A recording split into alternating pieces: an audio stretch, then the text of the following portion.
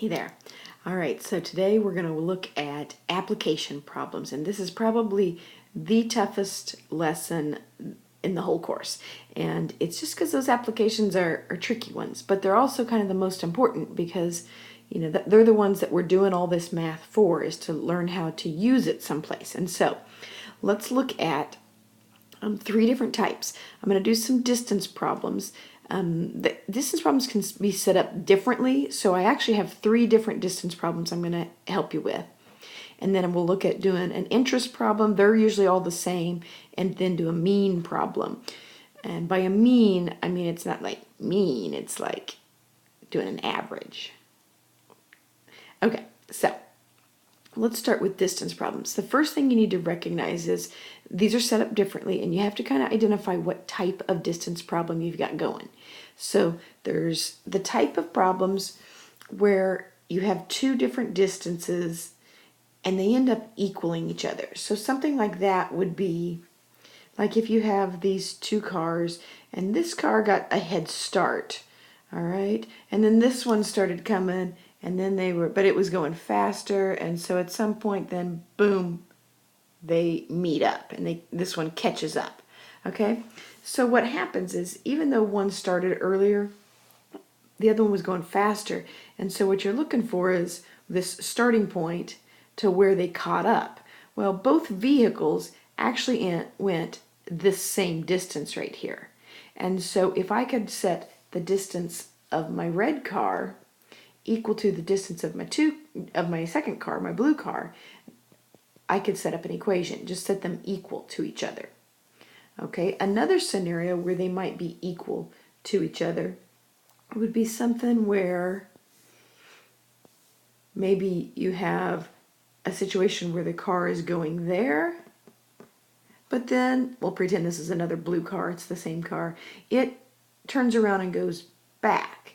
And so you have this distance of getting there, whoops, you have a distance of getting there, and then you have this distance coming back. Those two distances would end up being the same. So that's another scenario. Okay, so let's look then at a situation where the distances don't necessarily equal each other, but they would equal a total.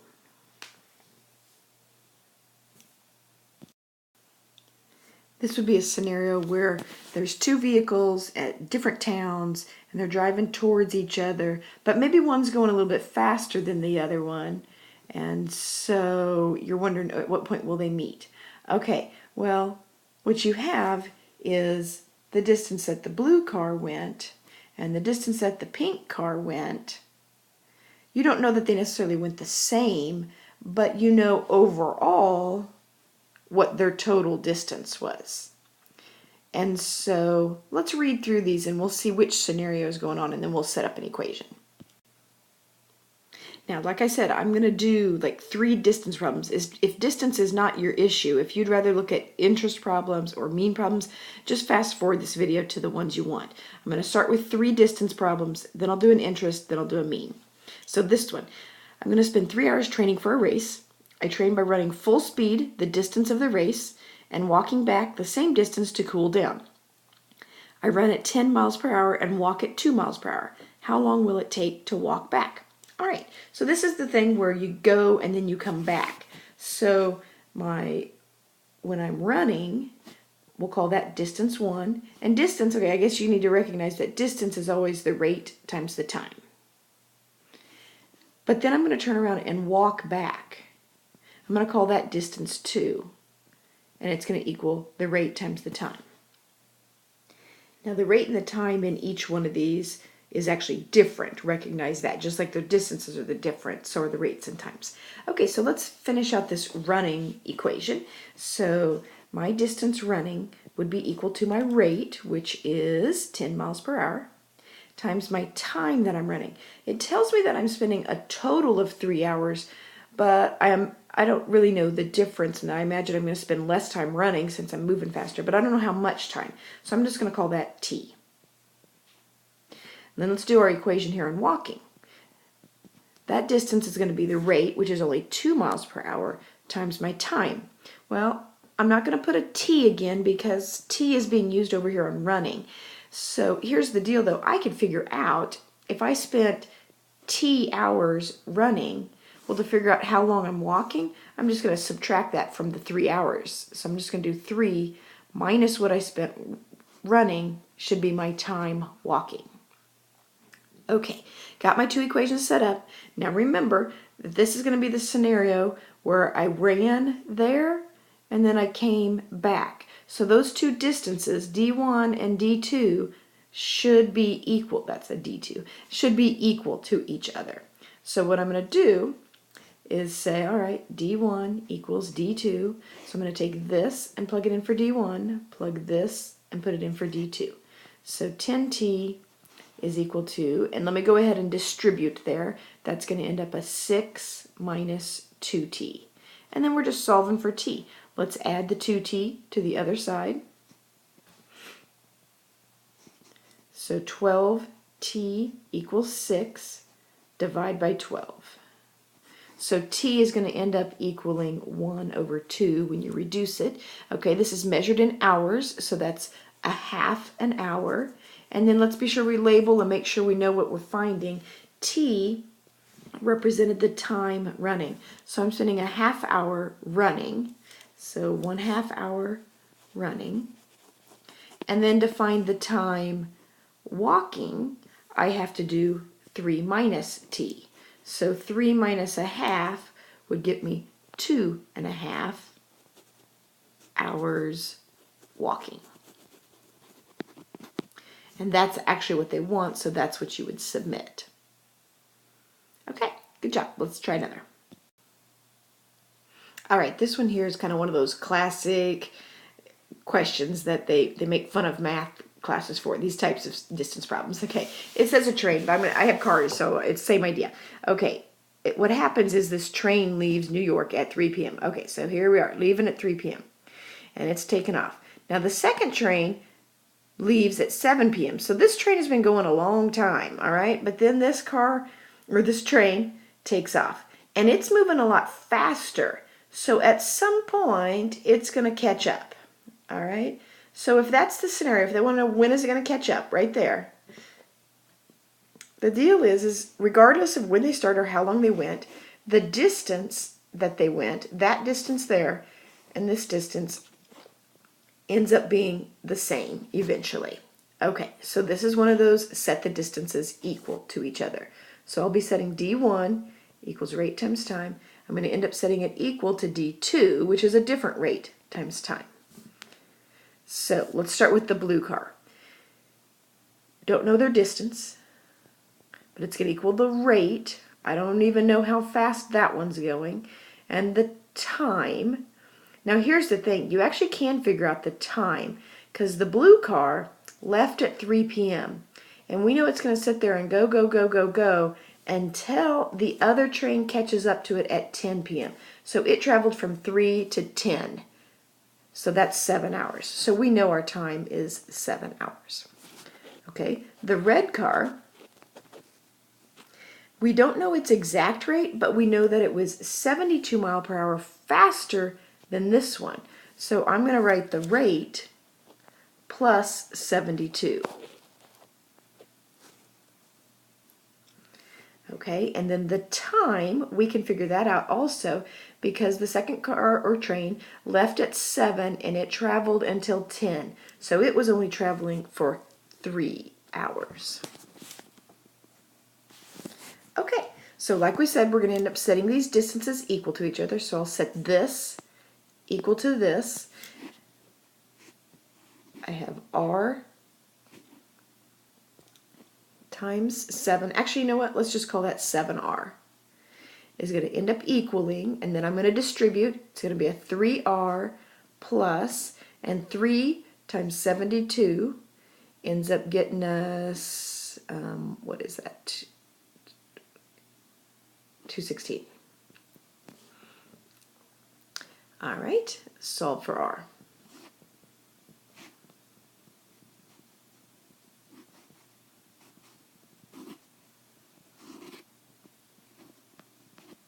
Okay, so the rate ends up being 54. Now that's our rate, that's our speed, so that's measured in miles per hour. And R represents this first vehicle, or in this case, the first train. So that train went 54 miles per hour. And then the second train went 72 miles per hour faster than that. So what's the speed of each train? Let's come back and write a sentence then.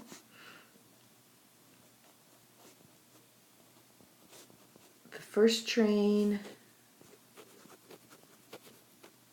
traveled 54 miles per hour, while the second train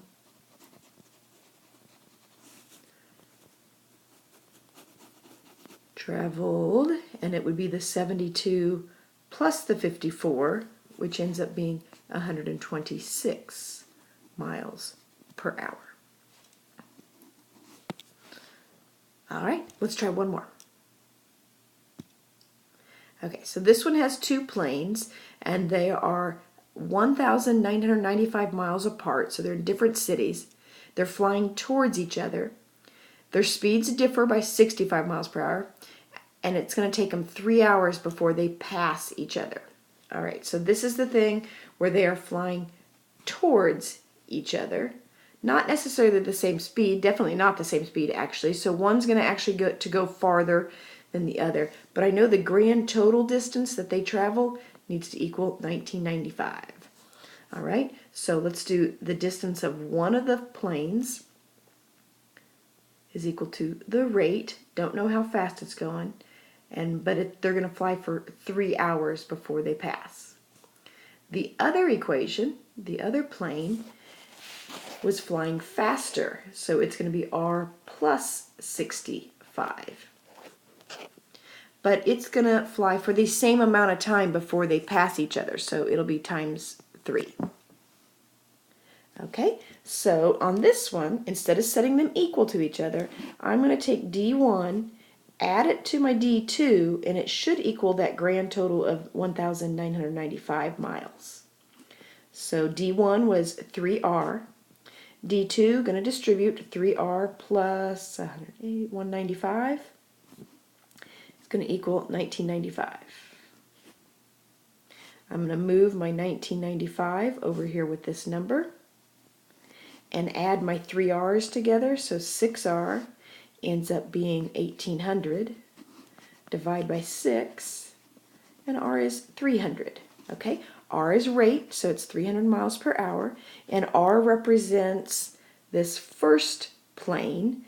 All right, so what is the speed of each? Okay, so one more time, let's write a nice sentence. The first plane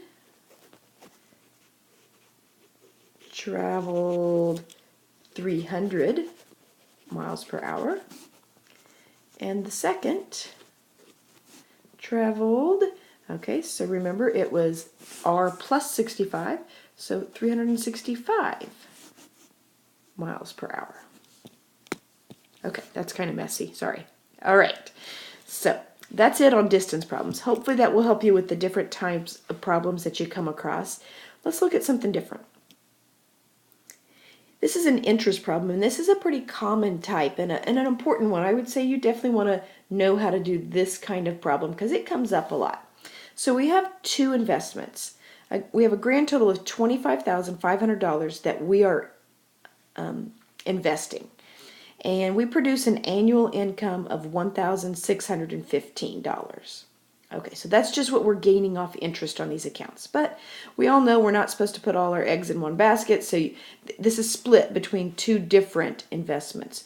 One investment yields 5% a year, and the other investment is 7% per year. So remember, you split them up, and this isn't as good, but maybe it's a safer investment than what this one is. So you split it up, but together, between the two investments, you're going to end up making this much money. So the question is, how did we split our money up to make that happen? All right, so here we go. So I have the first investment.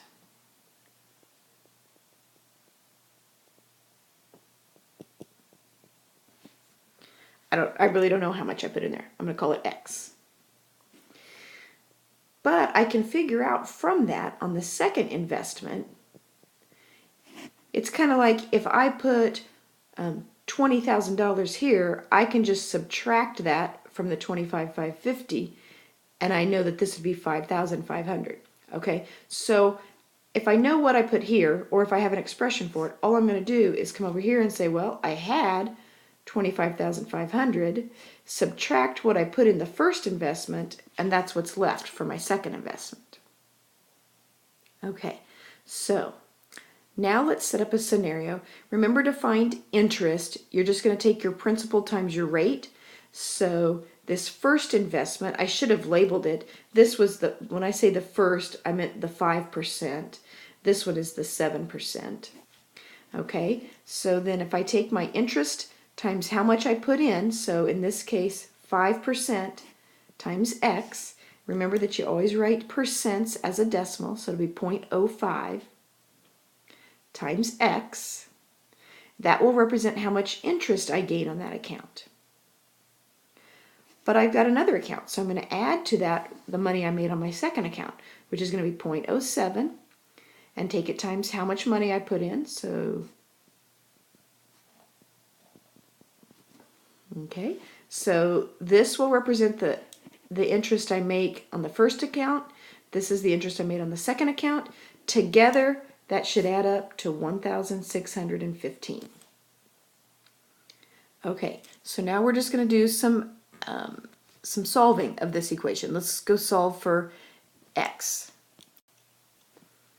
So I'm going to have my 0.05x plus, and then we have to distribute here.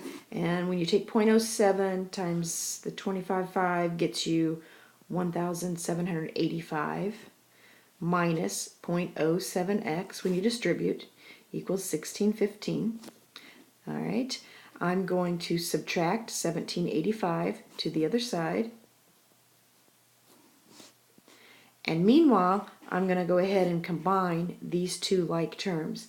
So 0.05x minus 0.07x is a negative 0.02x, which makes me a little nervous because it's negative, but if you look over here, when I subtract, I'm going to end up with a negative 170. So divide by the negative 0.02, and the negatives will go away,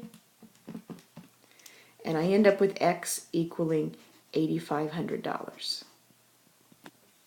Okay, so x, remember, was how much money you put in this first investment. So when it says how much is invested at each rate, okay, I'm going to shortcut. I didn't leave myself much room, so I'm not going to write a sentence. But basically, I've got $8,500 that I invested here at the 5%. And then if I take that and take 25,500 and subtract that, I end up with 1,700. So then I put $17,000 at that 7% rate. So those are my two answers. All right, all those interest problems are pretty much set up that exact same way. So practice that, do a couple of those, be good at that. Okay, this is our last application problem.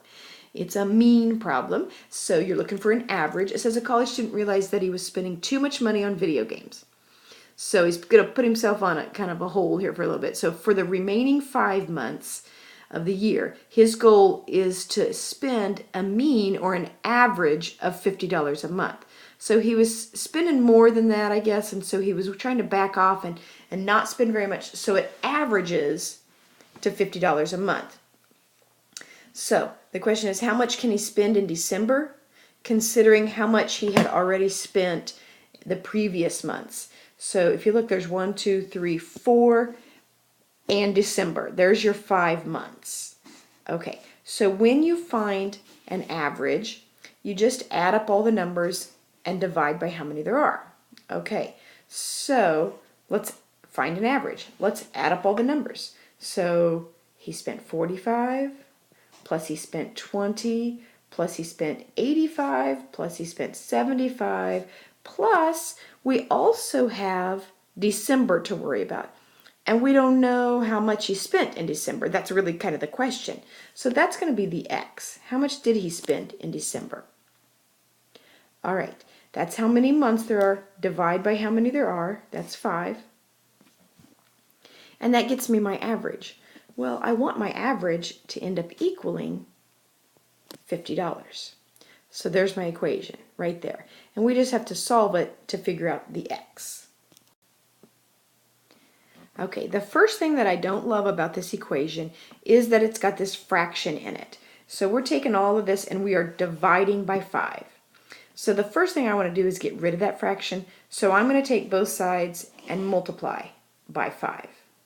That will undo the divide by 5.